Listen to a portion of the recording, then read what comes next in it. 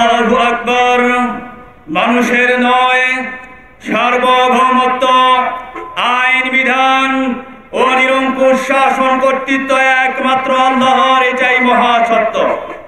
এই ইসলাম ও মানবতা বিরোধী সকল ব্যবস্থার মূলোৎপাটন এবং বৈষম্য মুক্ত ইনসাফ ভিত্তিক সমাজ ও রাষ্ট্র গঠনে ইসলাম প্রতিষ্ঠার লক্ষ্যে ইসলামী সমাজের উদ্যোগে ডেমরা থানাধীন উত্তর সাইনবোর্ডে আল কোরআন বিরোধী সংবিধান মূলোৎপাটন সমাবেশের পর্যায়ে বক্তব্য রাখবেন আজকের সমাবেশের প্রধান বক্তা, মানবতার কল্যাণকামী বন্ধু, আপসহীন আলেমদ্বীন, আল্লাহর সার্বভৌমত্বের ভিত্তিতে তার ওই আইন বিধানের প্রতিনিধিত্বকারী নেতা, ইসলামী সমাজের সম্মানিত আমির হযরত সৈয়দ হুমায়ুন কবির সাহেব।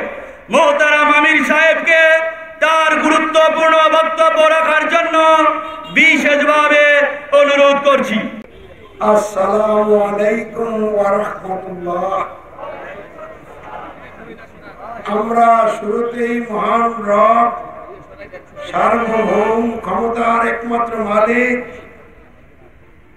সমগ্র সৃষ্টি জগতের সৃষ্টিকর্তা আল্লাহ তাআলার শুকরিয়া আদায় করি। সকলে বলি আলহামদুলিল্লাহ। সাথে সাথে রাসূলে কারীমের উপর দুরূদ পাঠ করি সাল্লাল্লাহু আলাইহি ওয়াসাল্লাম। সম্মানিত উপস্থিতি, বিভিন্ন শ্রেণী পেশায় নিয়োজিত সচেতন ভাই ও বন্ধুরা, উপস্থিত অনুপস্থিত দেশবাসী ভাই ও বোনেরা, আমরা সকলেই আল্লাহর সন্তুষ্টি অর্জন করে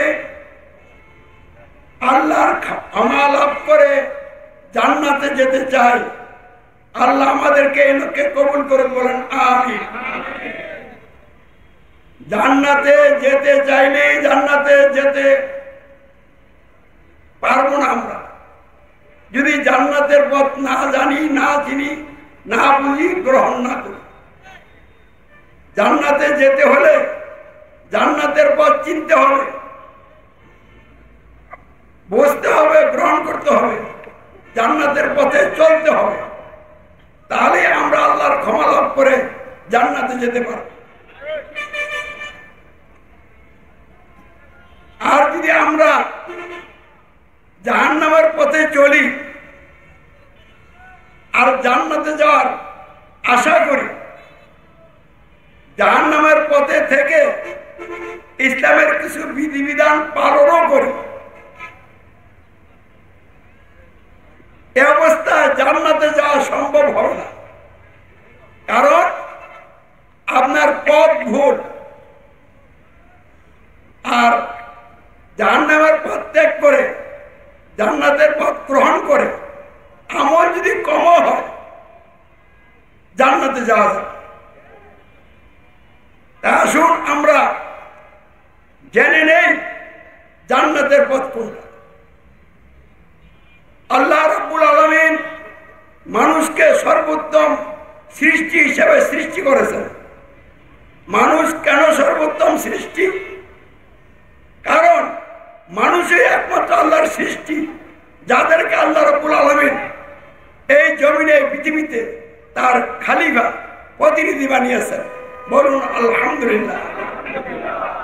মানুষ ছাড়া অন্য সকল সৃষ্টি হলো আল্লাহর গোলাম, আর মানুষ হলো আল্লাহর গোলাম এবং খলিফা, প্রতিনিধি। এটাই মানুষের সঠিক অবস্থান। এই অবস্থান থেকে যদি মানুষ বিচ্যুত হয়, সরে যায়,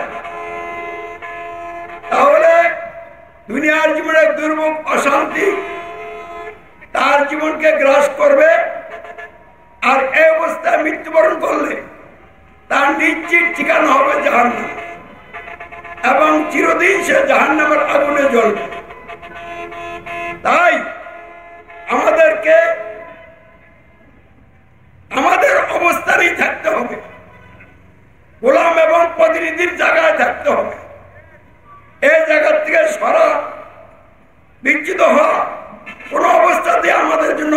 ভয়ঙ্কর নয়।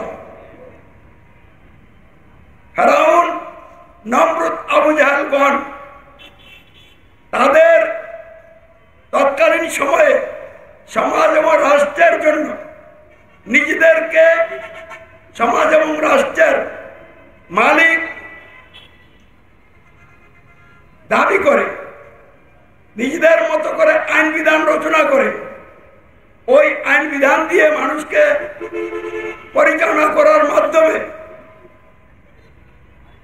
এইসব নেতারা আল্লাহর গোলাম এবং প্রতিনিধির অবস্থান দিয়ে বিচ্যুত হয়েছিল। আর যারা তাদের নেতৃত্বের অধীনে তাদের পরিচালনায় পরিচালিত হয়েছিল তারাও আল্লাহর গোলাম এবং প্রতিনিধির অবস্থান থেকে বিচ্যুত হয়ে গেছে। ফলে দুনিয়ায় তারা আল্লাহর রাব্বুল আলামিনের বিভিন্ন রকমের আযাব গজবের শিকার হয়ে অপমানিত, লাঞ্ছিত হয়েছে। আর আখিরাতের জীবনে তাদের ঠিকানা নিশ্চিত জাহান্নাম হবে। এটা আল্লাহ রাব্বুল আলামিন পবিত্র আল কোরআনে ঘোষণা করে দিয়েছে। আল কোরআন আগে যত আসমানি কিতাব আল্লাহ রাব্বুল আলামিন তার মনোনীত নবী রাসূলদের উপর অবতীর্ণ করেছেন, সকল কিতাবে এই কথা বলা হয়েছে। এই ভূমিকা দিয়ে আমি বলছি, আজকে আমরা যে সমাবেশ রাখলাম একটা ব্যতিক্রম ধর্মী সমাবেশ। সমাবেশের নামই হচ্ছে আল কোরআন বিরোধী সংবিধান মূলোৎপাটন সমাবেশ। এর থেকে বোঝা যাচ্ছে আমাদের প্রিয় বাংলাদেশ সহ সৌদি আরব সহ পৃথিবীর বিভিন্ন দেশের রাষ্ট্রে সমাজ এবং রাষ্ট্র গঠন পরিচালনায় আল কোরআন বিরোধী সংবিধান প্রতিষ্ঠিত আছে। আল কোরআন বিরোধী সংবিধান প্রতিষ্ঠিত থাকার কারণেই মানুষের জীবনে বিভিন্ন রকমের সমস্যা দিন দিন বেড়েই চলছে। মানুষ কি চায়? মানুষ চায় দুনিয়ার জীবনে সুখে শান্তিতে সকল ন্যায্য অধিকার নিয়ে শান্তিপূর্ণভাবে বসবাস করতে। আর কি চায়?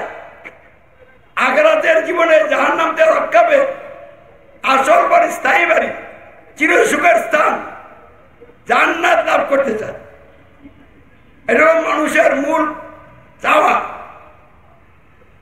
যদি আপনি কোন একটা মানুষকে জিজ্ঞাসা করেন দুনিয়া শান্তি চাও না অশান্তি চাও, একটা লোকের পাবেন না যে বলবে আমি অশান্তি চাই। তাহলে শান্তি চাওয়ার দিক থেকে সকলেই ঐক্যবদ্ধ আছে।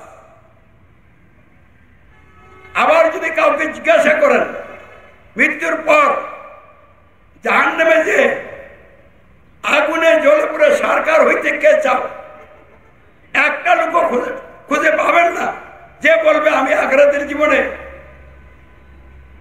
জাহান্নামী হইয়া জাহান্নামের শাস্তি ভোগ করব। কিন্তু যুগে যুগে দেখা গেছে মানুষ, অধিকাংশ মানুষ জাহান্নামের পথেই চলছে।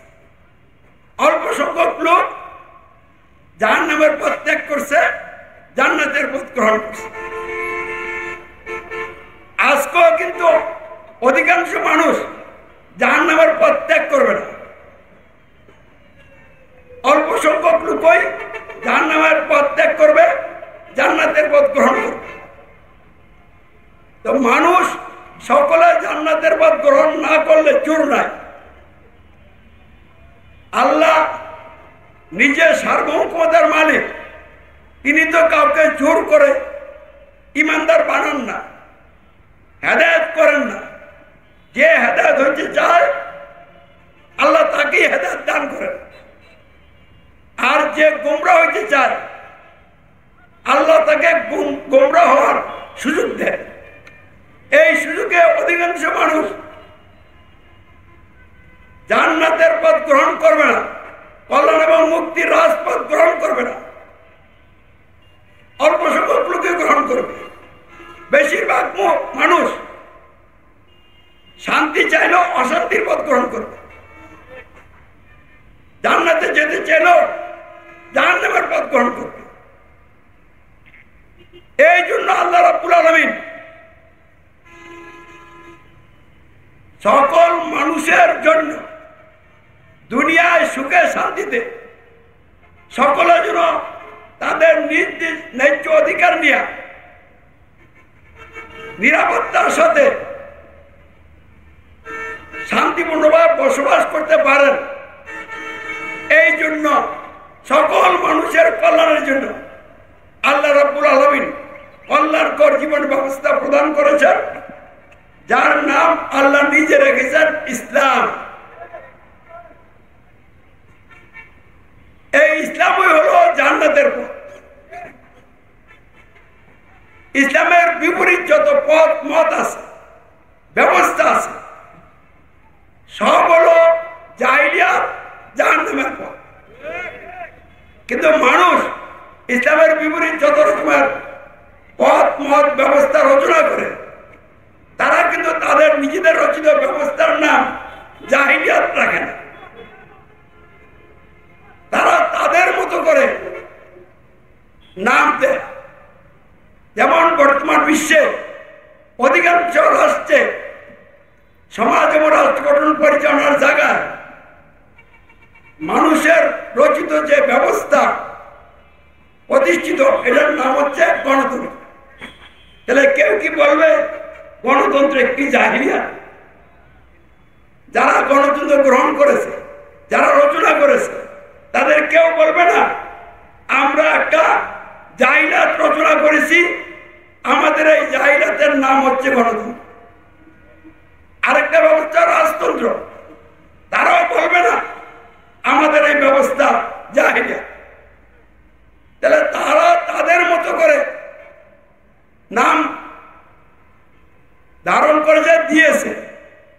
আল্লাহ বলে দিলেন ইসলাম ছাড়া, ইসলামের বিপরীত যত রকমের ব্যবস্থা আছে সব হলো জাহিলিয়াত, চরম অজ্ঞতা, চরম মূর্খতা, অন্ধকার, জুলমাত। কারণ মানুষ যখন মানুষের জন্য কোনো ব্যবস্থা রচনা করে, জ্ঞানের ভিত্তিতে রচনা করে না, আন্দাজ এবং অনুমানের ভিত্তিতে রচনা করে। এই সর্বোত্তম মানুষ, এই মানুষগুলিকে পরিচালনা করার জন্য, তাদের সমাজ রাষ্ট্র গঠন এবং পরিচালনা করার জন্য আন্দাজ এবং অনুমানের ভিত্তিতে কোন ব্যবস্থা রচনা করা না জ্ঞানের কথা নয়। এটা চরম মূর্খতা ছাড়া আর কিছুই না। আর মানুষের পক্ষে, মানুষের জন্য ব্যবস্থা রচনা করা সম্ভব না। কারণ মানুষ কতটুকু জানে, আল্লাহ যতটুকু তাদেরকে জানার তৌফিক দিয়েছেন, এইটুকুই জানতে পারে। অনেক কিছুই মানুষের অজানা। এই যে আমরা এখানে বসে আছি, একজনের সাথে আরেকজনের এত কাছে বসে আছে, কিন্তু কে কি চিন্তা করতেছে, একজনে কি আরেকজনের খবর রাখেন? রাতেরই ঢাকার কোথায় কি হচ্ছে এখন কি আমরা বলতে পারবো? তাহলে যেই মানুষ সবকিছু জানে না, সেই মানুষ কি করে মানুষের জন্য ব্যবস্থা রচনা করবে? মোবাইল তো মোবাইলের জন্য ক্যাটালগ দিতে পারবে না। যিনি মোবাইলটা আবিষ্কার করছেন, ক্যাটালগটা দিয়েছেন তিনি। তাহলে অন্যরা কি নতুন করে ক্যাটালগ এটার জন্য জারি করবে? না আবিষ্কারক যা দিচ্ছে ওইটা অনুযায়ী কাজ করবে? তাহলে যিনি মানুষকে সৃষ্টি করলেন, এই মানুষগুলির জন্য কিসে কল্যাণ হবে, কিসে অকল্যাণ হবে, এই ব্যাপারে তিনি সবকিছু জানেন বিধায় জ্ঞানের ভিত্তিতে তিনি তার পক্ষ থেকে একটা ব্যবস্থা দিয়ে দিয়েছেন, যার নাম হচ্ছে কি ইসলাম। এই ইসলাম প্রত্যেকটা সৃষ্টির জন্য আল্লাহ সার্বভৌম মালিক হিসাবে, বিধানদাতা হিসাবে যে বিধান দিয়েছেন ওই বিধানের সাথে মিল রেখে মানুষের জন্য বিধান প্রদান করেছেন। এই জন্য ইসলাম যদি একজন ব্যক্তি মেনে নেয় তাহলে তাকে সমস্ত সৃষ্টি সমর্থন দিবে, তার পক্ষে থাকবে। সূর্যের জন্য একটা বিধান আছে না না? এই বিধানটা কে দিয়েছেন? আল্লাহ। সূর্য সেই বিধানটাই মেনে চলছে। সূর্যের জন্য যে বিধান আল্লাহ দিচ্ছেন বিধানদাতা হিসাবে, মানুষের জন্য আল্লাহ মালিক এবং বিধানদাতা হিসাবে তাদের স্বাধীন জীবনকে পরিচালনা করার জন্য, সমাজ পরিচালনা করার জন্য সমগ্র সৃষ্টি জগতের সাথে মিল রেখে একটা বিধান দিয়েছেন। এই জন্য স্রষ্টার বিধানের বাইরে অন্য কোনো বিধান দিয়ে মানুষ যদি তাদের সমাজ রাষ্ট্র গঠন এবং পরিচালনা করে কোনদিন ওই সমাজে শান্তি আসবে না। যত সামনে আগাবে তত অশান্তির মাত্রা বাড়বে।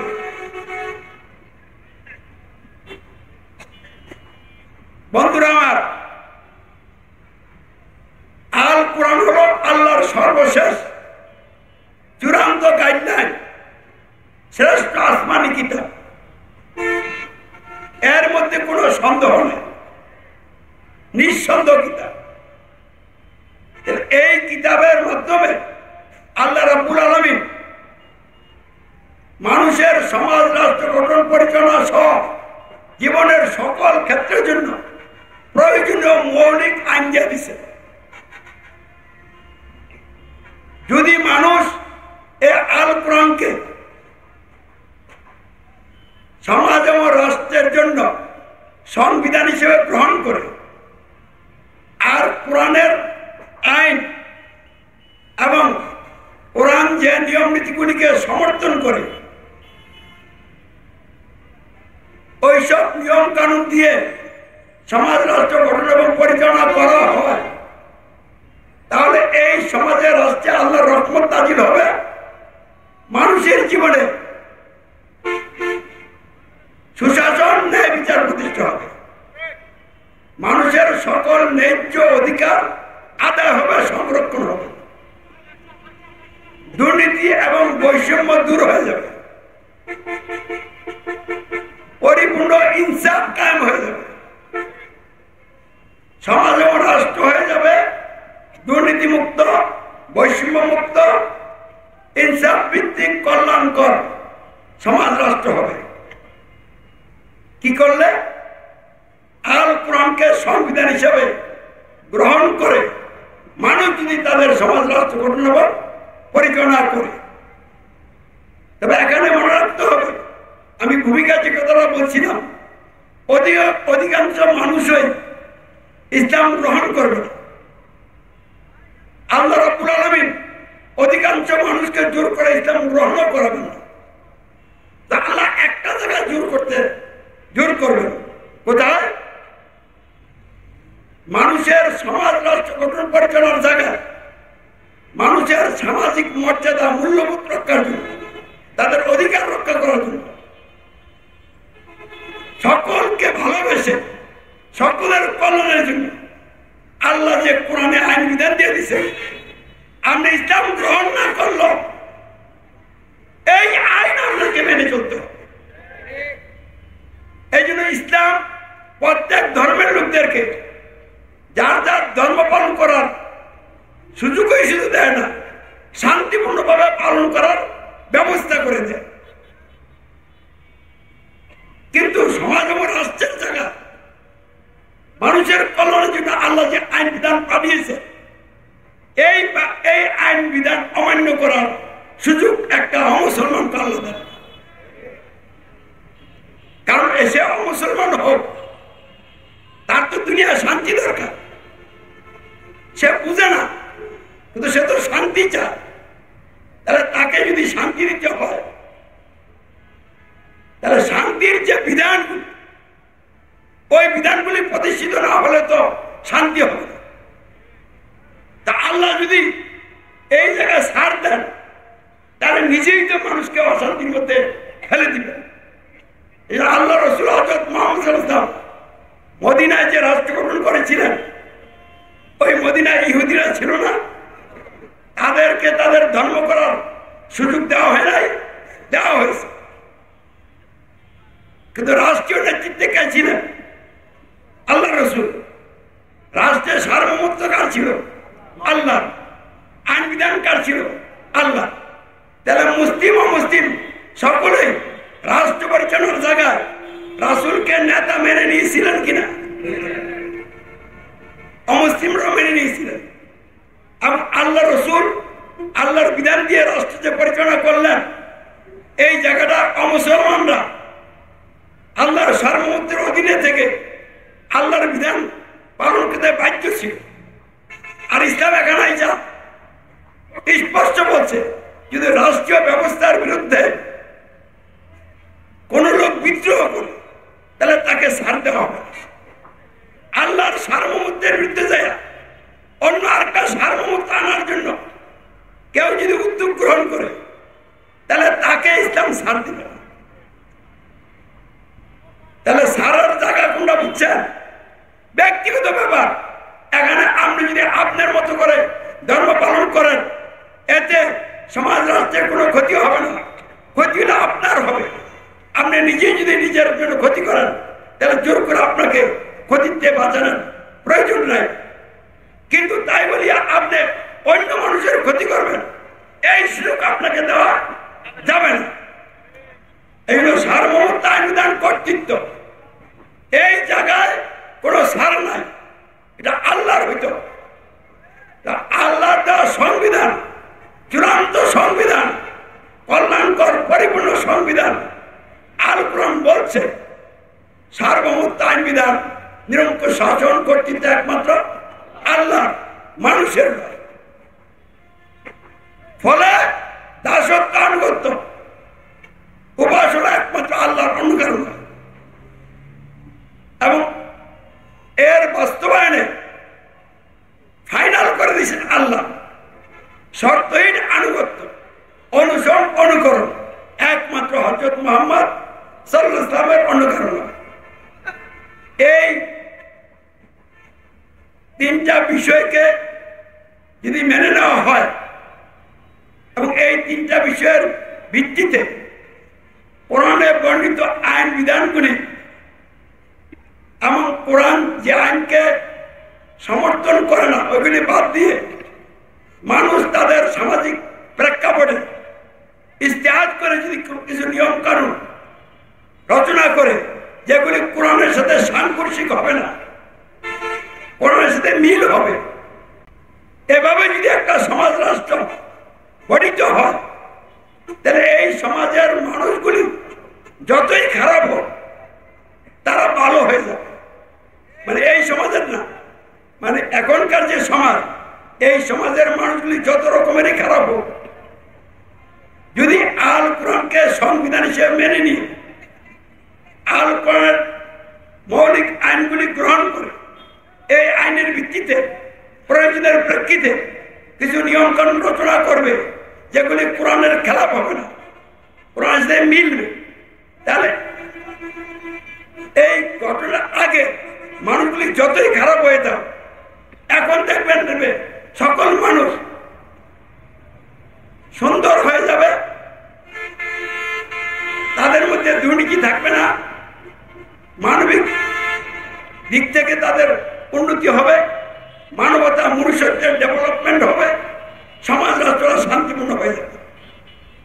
আর যদি আল কোরআনকে সংবিধান হিসেবে গ্রহণ না করা হয়, যত ভালো মানুষই ক্ষমতা যাবে, সে তো আল কোরআন মেনে যায় না, সে তো আল কোরআন দিয়ে নেতৃত্ব দিবে না, সে তো আল কোরআন বিরোধী সংবিধান মেনে গেছে, আবার যাওয়ার পরে আল কোরআন বিরোধী সংবিধান দিয়ে নেতৃত্ব দিবে, সমাজ রাষ্ট্র পরিচালনা করবে। এই অবস্থায় সে ভালো হইল, ভালো থাকতে পারবে না। তাহলে এই আলোচনা যে আমি বলছি জীবনের জন্য, মানুষের সমাজ ও রাষ্ট্রের জন্য সবচেয়ে বড় সমস্যা হচ্ছে আল কোরআন বিরোধী সংবিধান। আল কোরআন বিরোধী সংবিধান যে সমাজে রাষ্ট্রে থাকবে, এই সমাজ রাষ্ট্রের মানুষগুলি মানুষ থাকবে না, এগুলি চতুষ্পদ জন্তু হবে, বরং এর চেয়ে আরো কি হবে, নিকৃষ্ট হবে। একটা মানুষই আর একটা মানুষকে পাথর দিয়ে থেতিয়ে ফেলবে, নীল বিচিত্রে ছিদ্র করে ফেলবে, বহু রকমের অমানবিক নির্যাতন চালাবে। এগুলি তো কোনো মানুষের কাজ না, হিংস্র জন্তু জানোয়ার এই কাজ করতে পারে না। তাহলে তাদের কাজগুলি হিংস্র জন্তু জানোয়ারের চেয়ে আরো খারাপ হয়ে যাবে কিনা, হচ্ছে কিনা। এই জন্য এই মানুষগুলিকে আমি দায়ী করতে চাচ্ছি না, মানুষগুলিকে আমি মন্দ বলতে চাচ্ছি না, খারাপ বলতে চাচ্ছি না। ওই যে আল কোরআন বিরোধী সংবিধান, যে সংবিধান মানুষগুলিকে নষ্ট করে ফেলেছে, দিন দিন খারাপের দিকে নিয়ে যাচ্ছে, এই সংবিধানই হলো বড় সমস্যা, বিশাল বড় সমস্যা। বাংলাদেশের সমস্যা কি? এই দেশের মানুষ আল কোরআনকে সংবিধান হিসেবে গ্রহণ না করে আল কোরআন বিরোধী সংবিধান গ্রহণ করছে। গণতন্ত্রের মাধ্যমে যে সংবিধানটা রচনা করা হয়েছে, এই সংবিধান বলছে সমাজ এবং রাষ্ট্র গঠন পরিচালনার জায়গায় জনগণ এই সমাজ রাষ্ট্রের মালিক, সকল ক্ষমতার উৎস, চূড়ান্ত রায়দানকারী অর্থাৎ রব। আর কোরআন বলছে চূড়ান্ত রায়দানকারী সকল বিষয়ের জন্য, সার্বভৌম মালিক একমাত্র কে? আল্লাহ। তাহলে গণতন্ত্র আল্লাহকে সার্বভৌম মালিক অমান্য করে বাদ দিয়া জনগণকে সার্বভৌম মালিকের আসলে বসাইছে। এটা বসাইছে কিসে? গণতন্ত্রে। এই গণতন্ত্রের মাধ্যমে রচিত সংবিধানে। তাহলে বাংলাদেশের জন্য সমস্যা হলো গণতন্ত্র আর গণতন্ত্রের ভিত্তিতে রচিত সংবিধান। সৌদি আরবের জন্য সমস্যা হচ্ছে রাজতন্ত্র এবং রাজতন্ত্রের ভিত্তিতে রচিত সংবিধান। মিয়ানমারের জন্য সমস্যা হচ্ছে সামরিকতন্ত্র আর সামরিকতন্ত্রের ভিত্তিতে তাদের নিয়ম কানুন সংবিধান। এমনি ভাবে প্রত্যেকটা রাষ্ট্রের গঠন এবং পরিচালনার জায়গায় কোরআন বিরোধী সংবিধান প্রতিষ্ঠিত আছে বিধান সারা পৃথিবীর দেশে দেশে অশান্তির আগুন জ্বলছে। সব মানুষগুলো মানুষ না হইয়া হিংস্র জন্তু জানোয়ার চারও খারাপ হয়ে গেছে। আর যারা কোরআন বিরোধী সংবিধান দিয়া রাষ্ট্রীয় ক্ষমতায় যায়, এরা হচ্ছে সবচেয়ে নিকৃষ্ট মানুষ। এরা অত্যন্ত আল্লাহর বিধানের শত্রু, অথচ তারা নিজেরাই বোঝায়। তারা ওই জায়গা থেকে কোরআন বিরোধী সংবিধান দিয়ে প্রতিদিন যেসব কাজ করে, প্রত্যেকটা কাজের কুফল তাদের উপরে পড়তে দিচ্ছে। তাদের পরিচালনা যারা পরিচালিত হয়, সকলের পাপ একত্রিত হয়ে এই নেতাদের উপরে পড়তে দিচ্ছে। আমাদের বাংলাদেশে বর্তমানে প্রধান উপদেষ্টা বেশি বিপদে আছে। কয়দিন আগে শেখ হাসিনা বিপদে ছিল, আবার সামনে এই বিপদের মধ্যে কে আসে? কেউ না কেউ আসবে যদি ইসলাম প্রতিষ্ঠা না। তো আমি চাচ্ছি আর কেউ না আসো, ইসলাম আসো। আল কোরআন বিরোধী সংবিধান মূলোৎপাটিত হয়ে আল কোরআন সমাজ এবং রাষ্ট্রে সংবিধান হিসেবে প্রতিষ্ঠিত হোক। এই চাওয়াটা যদি আপনি কার্যকরী করতে চান, আমার চাওয়ার সাথে সকলকে একাকার হতে হবে। এখন আপনারা কি আমার চাওয়ার সাথে একাকার হবেন কিনা? প্রথম কথা হলো, আমার চাওয়াটা কি ভুল? আমার চাওয়াটা তো সঠিক। আল্লাহ তো আল কোরআনকে আমাদের জন্য সংবিধান হিসেবে পাঠাইছে। তাহলে আমরা আল্লাহর সংবিধান মেনে নিব। এই সংবিধান সংবিধান দিয়ে আমরা আমাদের সমাজ রাষ্ট্র পরিচালনা পরিচালনা করে আমাদের জীবনে সুশাসন ন্যায় বিচার প্রতিষ্ঠা করব। আমরা সকল মানুষের হিন্দু বৌদ্ধ খ্রিস্টান নাস্তিক আস্তিক সকল তো মানুষ, তাদেরকে মানুষ হিসেবে মানবিক মর্যাদা দিব, মানবিক মূল্যবোধ রক্ষা করব এবং তাদের জীবনে আমরা শান্তি প্রতিষ্ঠা করব। এটা তো কারোর জন্য কোনো সমস্যা না। তাহলে এইটা চাইবেন না, চাইবেন কোনটা? এই জন্য আমি বিশ্বাস করি যে মানুষ সে আমার এই চাওয়ার সাথে একাকার হয়ে যাবে। তাহলে আপনারা যদি আমার এই চাওয়ার সাথে একাকার হন তাহলে হাত তুলে মহান রবকে জানিয়ে দেন।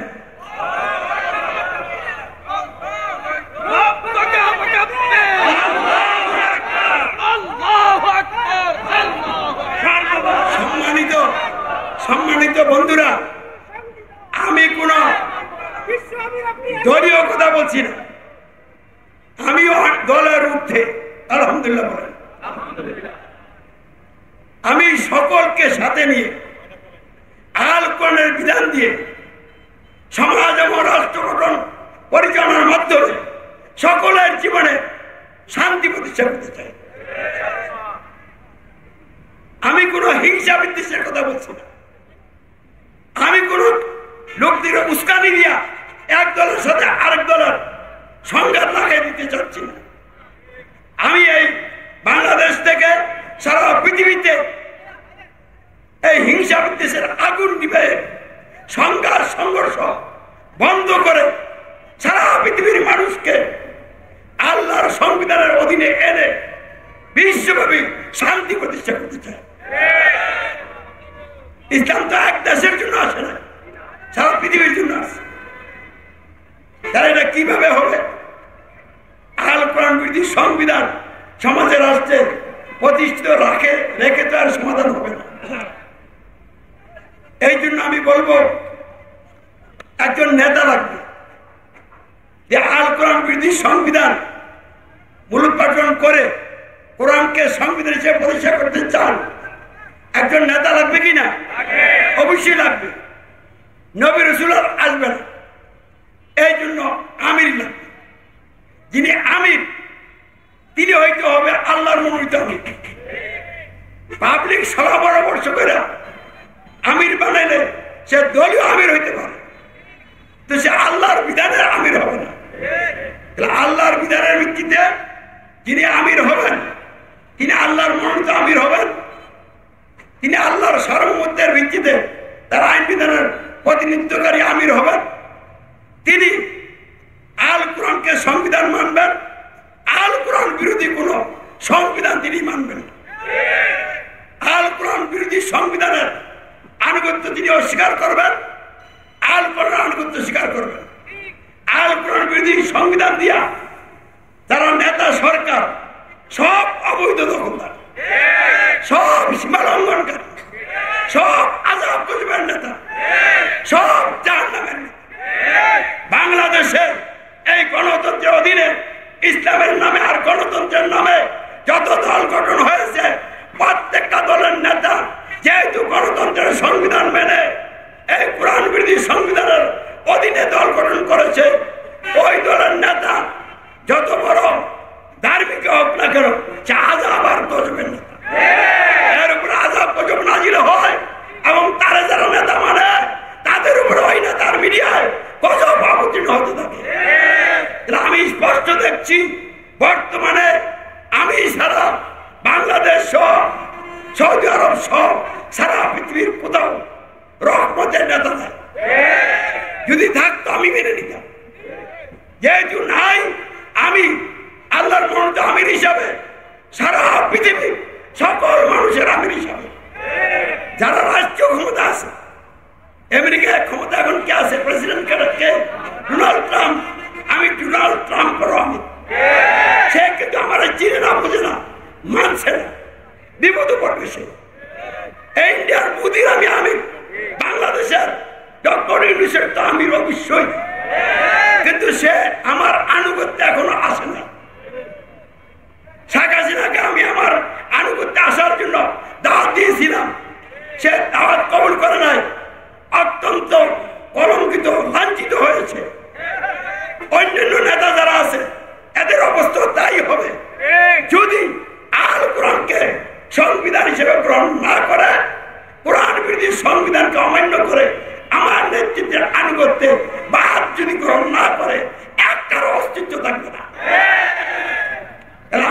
কিনা?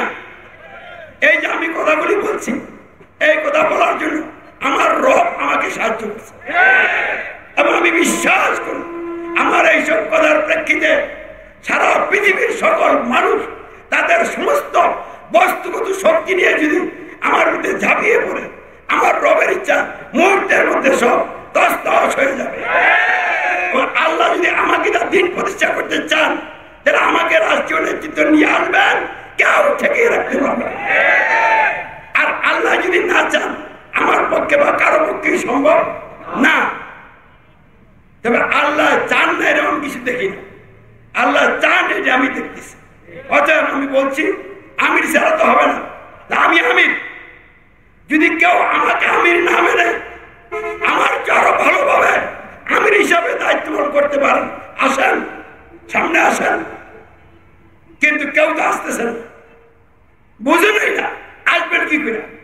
এই জন্য তারা গণতন্ত্রের জোটবো নির্বাচন করে ক্ষমতা দেয় ইসলাম কায়েমের স্বপ্ন দেখছে। এটা তো জাহান্নামের পথ, জাহান্নামের পথে চলে জান্নাতে যাওয়া যাবে না। ইসলাম তো প্রতিষ্ঠা হওয়ার প্রশ্নই আসে। তাহলে আল কোরআন বিরোধী সংবিধান কোনটা বুঝাইছে কিনা? আল কোরআন বলছে সার্বভৌমত্ব একমাত্র কার? আল্লাহ। আইন বিধান শাসন কর্তৃত্ব কার? আল্লাহ। আর যেই সংবিধান বলে সার্বভৌমত্ব আইন বিধান কর্তৃত্ব মানুষের, এইটি আল কোরআন বিরোধী সংবিধান। যেই সংবিধান সুদের লাইসেন্স দেয়, এটা আল কোরআন বিরোধী সংবিধান। আমাদের বাংলাদেশের সংবিধানটা যে আল কোরআন বিরোধী সংবিধান, এটা বুঝছেন কিনা? আল কোরআন বিরোধী সংবিধান যারা মানবে তারা জাহান্নামী। আল কোরআন বিরোধী সংবিধান যারা মানবে তারা মানুষ থাকবে না, হিংস্র জন্তু জানোয়ার চার নিকৃষ্ট প্রাণীতে পরিণত হবে এবং তাদের মধ্যে ঐক্য থাকবে না, তাদের মধ্যে আন্তরিকতা, ভালোবাসা, মহব্বত থাকবে না। একে অপরের বিরুদ্ধে শত্রু হয়ে যাবে এবং একে অপরকে হত্যা করার জন্য পায়তারা করবে। এখন বাংলাদেশে বিভিন্ন দল মতের লোকেরা একে অপরের বিরুদ্ধে যেভাবে এগুচ্ছে, দেশে একটা লঙ্কা কাণ্ড ঘটে যাবে যদি এই মুহূর্তে কোরআন সংবিধান হিসেবে প্রতিষ্ঠা না হয়। তাহলে আপনারা কি চান দেশের মধ্যে আবারও একটা গোলমাল হোক? এই 24 এই যে জুলাই, 36 জুলাই, কারণ জুলাই মাস আর কি মনে করেন কি আগস্টের 5 দিন লাগছে এই সরকারের ক্ষমতাকে সরাইতে। কেউ সরাননি, আল্লাহ সরাইছেন। তো এই সরাইতে যায় রক্তকরণ হয়েছে কিনা, দেশের অনেক ক্ষতি হয়েছে কিনা। এখন আরেকটা আনবেন, এ আনতে তো খরচ হইব, আবার কদিন পরে নামাইবেন, কারণ কেউ ভালো করতে পারবে না। দিন যত যাবে তত কি হবে? খারাপ হবে। কারণ লোকগুলি খারাপ না, খারাপ হলো সংবিধান। আমরা এটা রাখিয়া যত চেষ্টাই করেন কাজ তো হবে না। লবণের খনির মধ্যে স্বর্ণ ফেলাইলে স্বর্ণ তো নষ্ট হয়ে যাবে। তাহলে মানুষ যদি ভালো কোরআন বিরোধী সংবিধানের অধীনে গেলে সে আর ভালো মানুষ না, সে নষ্ট হয়ে গেছে। তাহলে এই মানুষগুলিকে ভালো করতে হলে কোরআন বিরোধী সংবিধান থেকে বের করে আল কোরআনের অধীনে আনতে হবে। তাহলে সময় যেহেতু কম, আমি এখন কিভাবে আল কোরআন বিরোধী সংবিধান থেকে আমরা মুক্ত হব এই কথাটা বলে শেষ করব। এতক্ষণ আলোচনা থেকে এটা আমরা বুঝতে পারছি কিনা যে আল কোরআন বিরোধী সংবিধান দিয়ে রাষ্ট্র চলছে 54 বছর যাবৎ। যারা এই ক্ষমতায় ছিলেন, এখনো যারা আছে, কেউ তো আল কোরআনকে সংবিধান হিসেবে গ্রহণ করে না। সকলে যে সংবিধান দিয়া রাষ্ট্র পরিচালনা করছেন ওই সংবিধান হলো আল কোরআন বিরোধী সংবিধান। আল কোরআন বিরোধী সংবিধান মেনে চলতে চলতে আমরা এখন ভয়াবহ আযাব গজবের মুখোমুখি অবস্থান করছি। সামনে যে আল কোরআন বিরোধী সংবিধান মেনে চলতে থাকে, তাহলে আল্লাহর পক্ষ থেকে আল্লাহ চেইন অফ কমান্ড ভেঙে দিয়ে বিভিন্ন দল আর উপদলের লোকদেরকে রাজপথে মারামারি আর কোপাকুপির মধ্যে লাগাই দিবেন। কারণ তোরা যে পাপ করছো, এবার তোদেরকে ছাড় দেওয়া যায় না। তখন এমন মারামারি হবে, প্রতিদিন শহরে বন্দরে নগরে অলিতে গলিতে লাশের পর লাশ পড়বে, মানুষ মানুষের রক্ত নিয়ে হুলি খেলবে, বাবা মানবিক বিপর্যয় দেখা দিবে। এটা হোক কি চান আপনারা? কারা কারা চান না হাত তোলেন।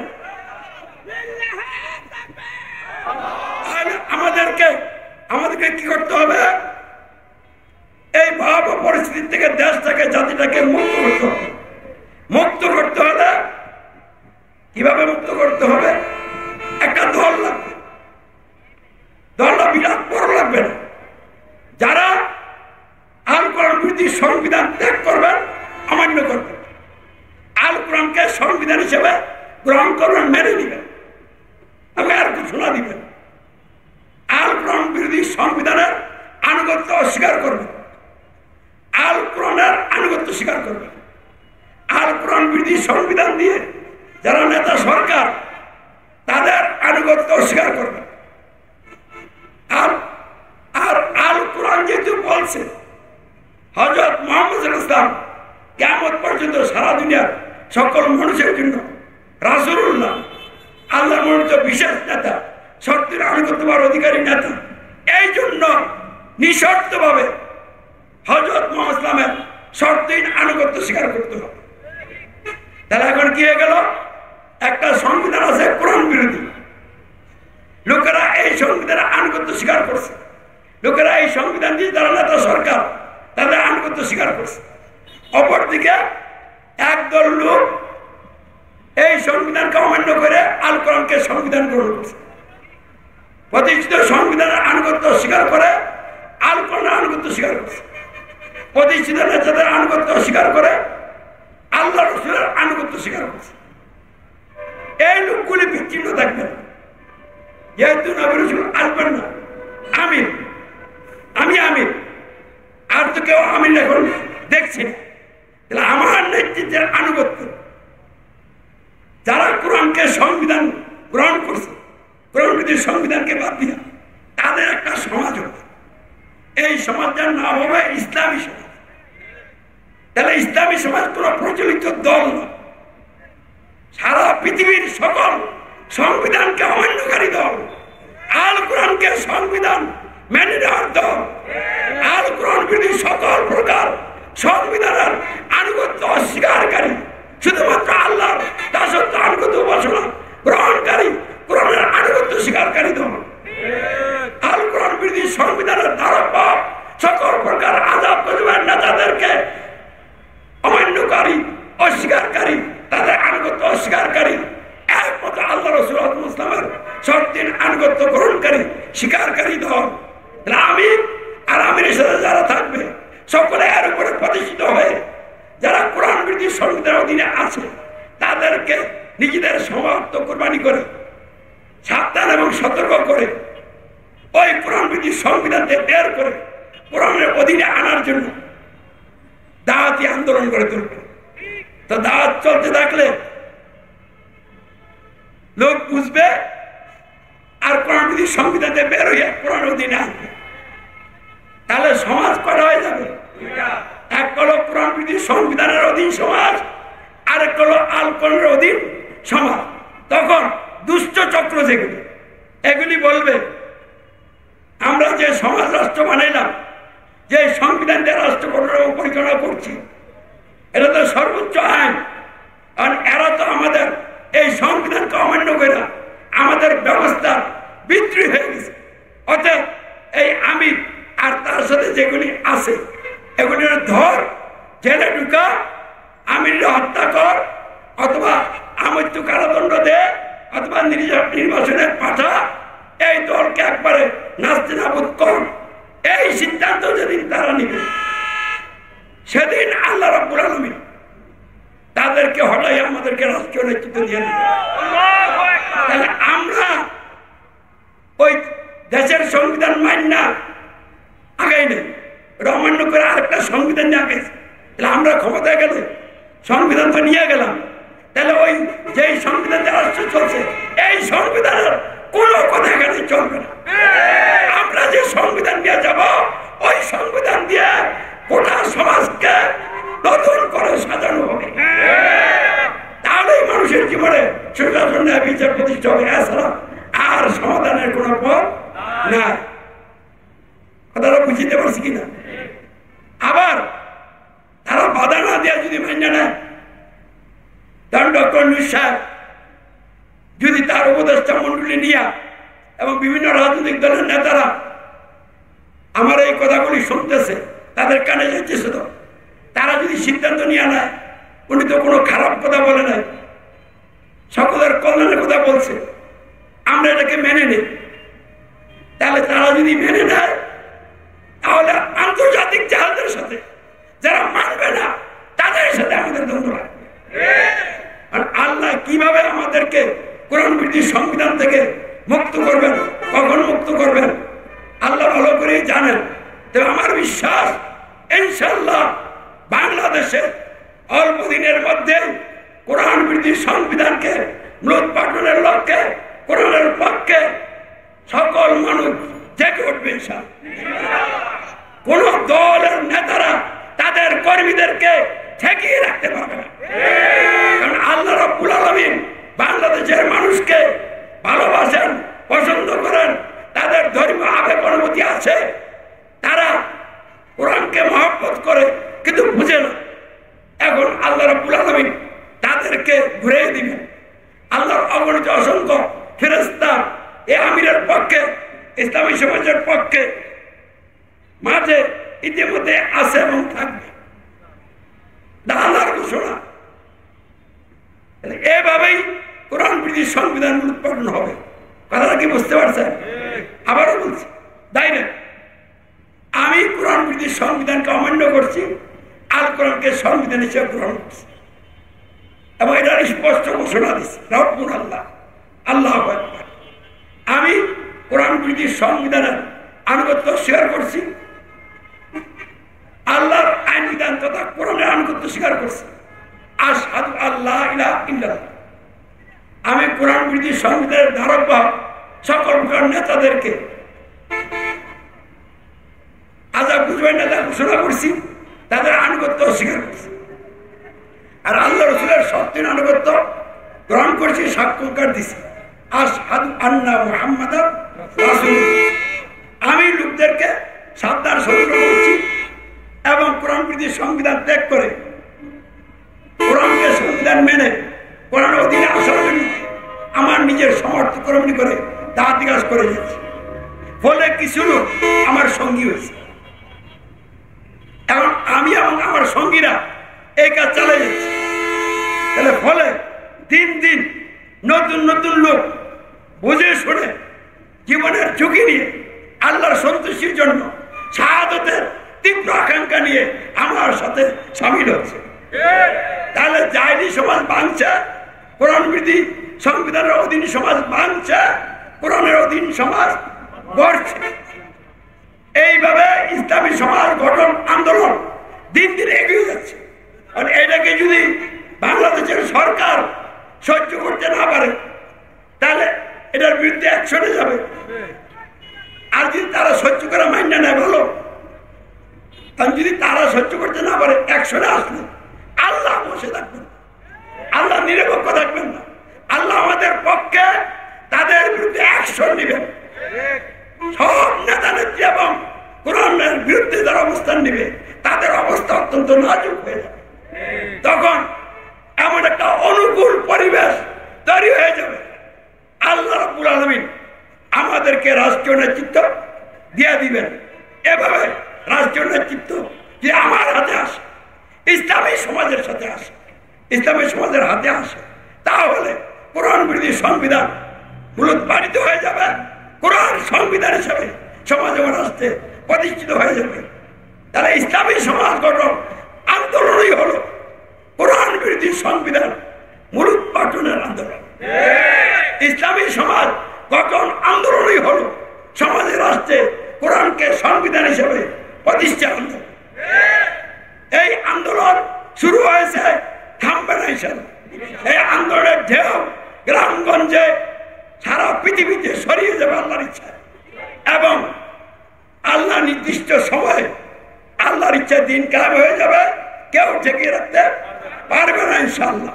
তাই আসুন আমরা এখন অত বেশি না বুঝা আমার আমির মেনে নেন, আমার নেতৃত্বের আনুগত্যে বাদ গ্রহণ করে ইসলামী সমাজের সদস্য হয়ে যান। আমি তোপের মুখে যাই, আল্লাহর সার্বভৌমত্বের প্রতিনিধিত্বকারী আমির হিসাবে ইমানের সর্বোচ্চ পরীক্ষা দিই। আমার জন্য ফাঁসির মঞ্চ রেডি হোক। আল্লাহর ইচ্ছে হলে ফাঁসি হবে, আর আল্লাহর ইচ্ছে হলে ফাঁসির অর্ডার দিয়েও ফাঁসি কার্যকরী করতে পারবে না। যদি এই জায়গায় আমি যাইতে পারি, ইনশাআল্লাহ আল্লাহর ইচ্ছায় হয়তো দিন কায়েম হবে, অথবা আমার শাহাদত হবে। যদি আমার শাহাদত হয়, অন্যরাও বসে থাকবেন, আরো মানুষ শাহাদত অর্জনে এগিয়ে আসবে। এভাবেই ইনশাআল্লাহ কোরআন বিধি সংবিধান মূলোৎপাটিত হয়ে আল কোরআন সমাজের রাষ্ট্রে সংবিধান হিসেবে প্রতিষ্ঠিত হবে। আল্লাহ রাব্বুল আলামিন আমাদেরকে পজিশনে আল কোরআন বিধি সংবিধান মূলোৎপাটন সমাবেশ থেকে সঠিক সিদ্ধান্ত গ্রহণ করে যার যার এলাকায় গিয়ে কোরআন বিধি সংবিধানের বিরুদ্ধে জাতির মানুষের মধ্যে জাগরণ সৃষ্টি করে সকলকে কোরআন এর অধীনে নিয়ে আসার জন্য আমরা নিজেদের অর্থ কুরবানি করে চূড়ান্ত চেষ্টা এবং সংগ্রাম চালিয়ে যাই, এবং এই সংগ্রামের মাধ্যমে আমরা আল্লাহর সন্তুষ্টি অর্জন করি, আল্লাহর ক্ষমা লাভ করে জান্নাতি মেহমান হই।